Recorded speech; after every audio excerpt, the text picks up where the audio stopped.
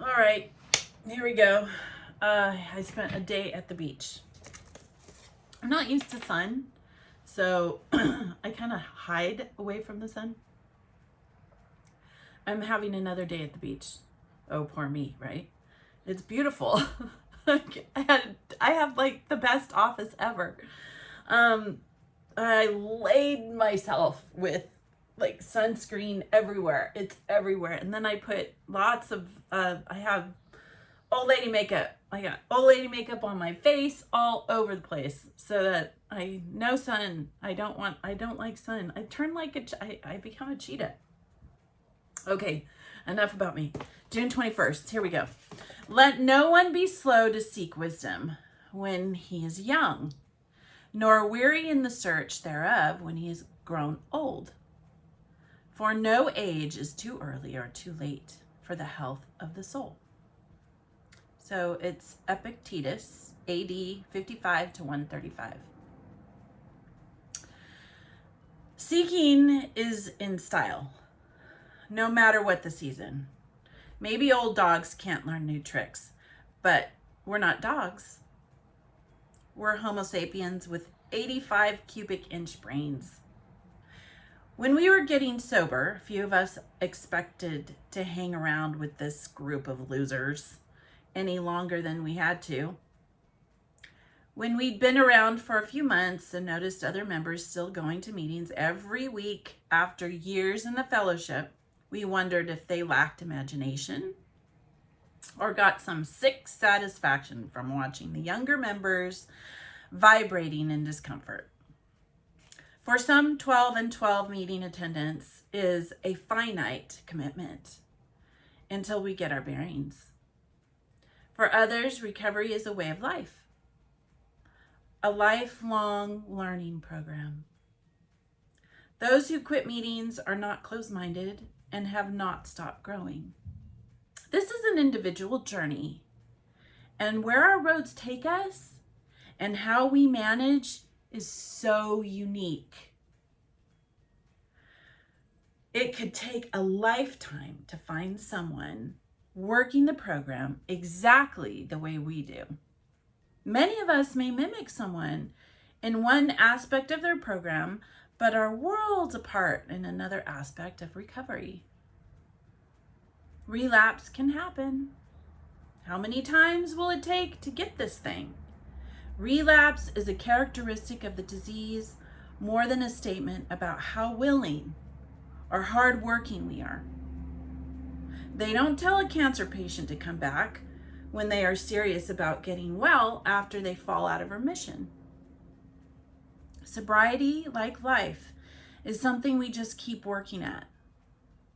If sobriety comes quickly, we can't forget that there will be other challenges ahead. Did I think I would get this thing in a few months at most? The great thing about having more to learn is it keeps me engaged. Do I fancy myself the teacher or the student? Okay, Epictetus is really cool. I'll put a video that I saw down again. I liked his take on life, Stoicism. He's in the little brand of people, Stoicism. And he wrote a book called Epictetus. And I like his view of life. I do. I've told you before, you have pain through this as leaving the organization, and then you start peeling away all the things that you have issues with, right? And then it takes time to figure what those issues are. I like his take, not to cling, right? Not to cling to people or let power influence you. I like that you can't control the outside world. You can only control what you're feeling. There you go. We wondered if we lacked imagination or got some sick satisfaction from watching younger members vibrating in discomfort. I vibrated in discomfort when I was in my first Al-Anon meeting. In fact, I had a big emotional response, right? And that's when I didn't realize that God is in there. I didn't realize that. I said God was a narcissist, and I didn't like him at all. And I didn't even say it that nice. I was pretty pissed off at God.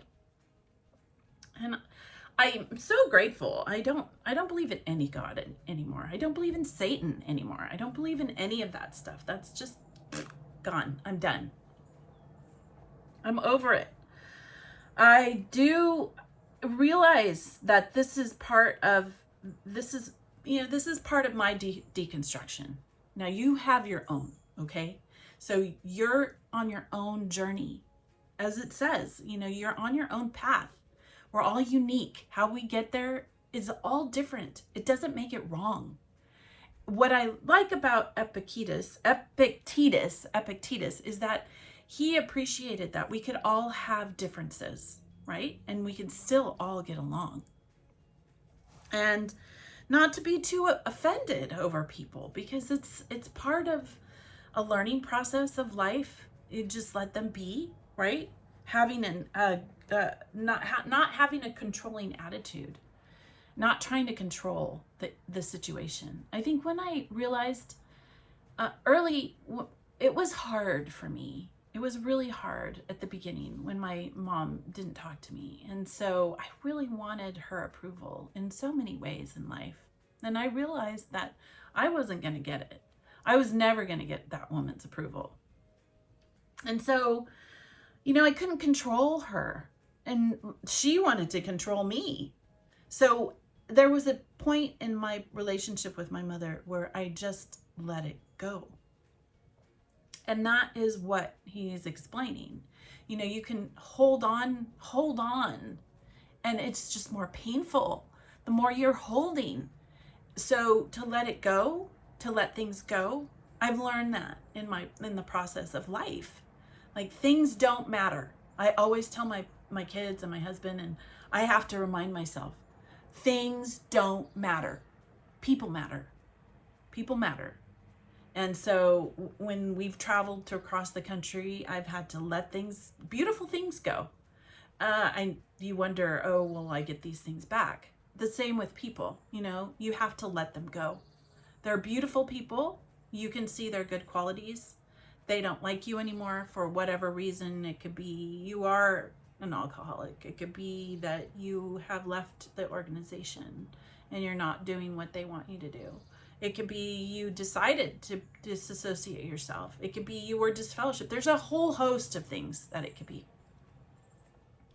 But you don't have to hold on to those labels. You don't have to see yourself the way they see you. You don't have to hold on to the pain. You can let them go and still continue in life and be happy. And Epictetus was that kind of person. He was okay, let it go. Don't hold on to it. You'll find your peace later. I like this video. I really enjoyed the narrator too. Sobriety, like life, is something we just keep working at. And with Al-Anon, I feel like a lot of the bad habits that I learned growing up and in the organization, it takes time to adjust to what you feel. And you, as a witness, or as one of Jehovah's Witnesses, we were very affected by people's attitudes toward us inside the congregation. So when we did something that's one person didn't like, it went out into the whole 95 or 100 or 200, and then everybody kind of talked about whatever they didn't like, and it became something totally different. So it's like that's the secret, right? You tell the secret at the end of like 5 or 6 or 12 people. It's a totally different story. And I think we were all affected by what we were looked upon as. I was the woman that had 2 children that took them to the Kingdom Hall by myself because she had an apostate husband. Oh, poor thing, right? So depending on the people, if they were compassionate enough, they would help me and whatever, help in their own way. But they still didn't really understand. And I was just the poor woman, right? And I could see how people treated me. And my husband, when they'd come over, we don't, no, right? So, and my friends, people that I called my friends, would not come over anymore because of what, their elder husbands or whatever. Give me a break. It just, after a while, you look back at their experiences and you get stronger and you say, oh, this is why, and this is how the feelings that I have and the reasons why I had these feelings. And do I still have these feelings of contempt and frustration and anger and hey, let's just say a little bit of hate, right? And sadness and pain that comes from all those reactions to you. So you have it. I just like his take. I loved it. I loved his take on it. Recovery is a way of life, a lifelong learning program. Many of us may mimic someone in one aspect of their program, but are worlds apart, right? In another aspect of recovery. So we are all just in different places. So that is it's that's why I say it's so helpful when someone comes out and is honest about their experiences, doesn't hold back when it comes to their failings and their sadnesses and the frustrations that they had as they go on. The days, if you look back on my videos, you can see where I've changed and how hard it was for me then. And the demeanor, the structure of my body, the way I talk now, it just has changed. So I think it's really important to go back and see. I go back and see myself and I say, wow, what, it's taken time, but I've been able to see the changes. I know people can see the changes. I know they can, because people have come up to me and have actually said, wow, you're a totally different person. That comes with work. It comes with pain, right? And to learn to control how I think. And that's women have hormones. We have good days, we have bad days.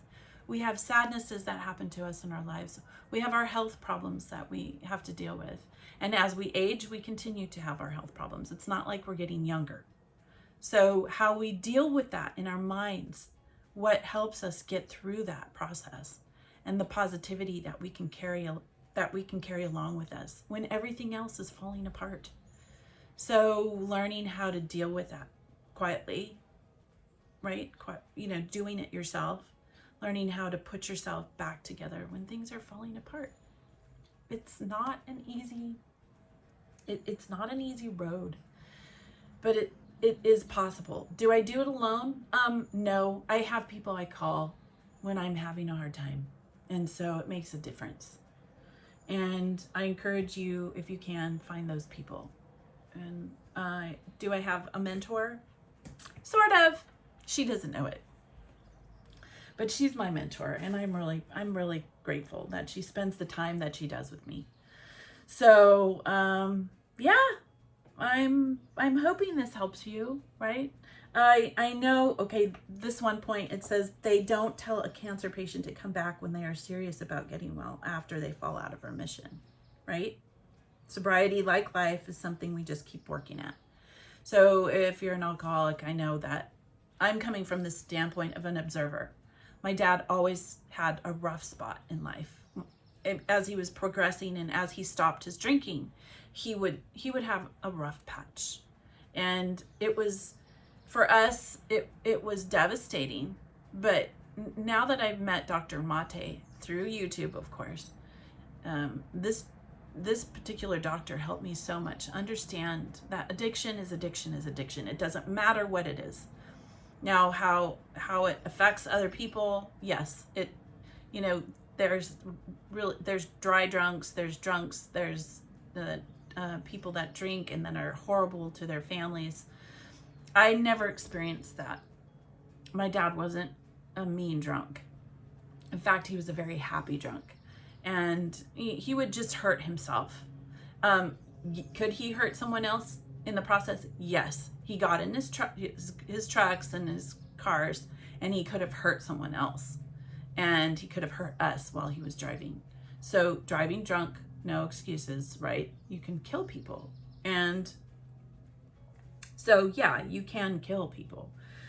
But I see that there was someone there that was always trying, and like anything else, like cancer, you have to deal with it as it comes and take it seriously and deal with it properly.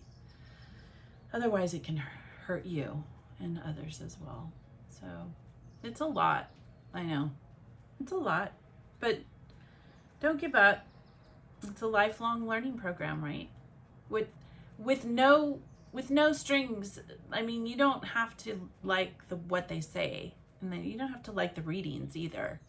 So if you don't necessarily like it, it can be challenging. Growing is challenging. So yeah, so I'm thankful that you let me in your home, and thank you for listening, and thank you for being a part of my life. Put where you are. Where I don't, it's so fun to see where we are, and it's not, I can totally understand not giving your name, but if you could just put where you are, that's awesome. All right. Well, it's another beach day.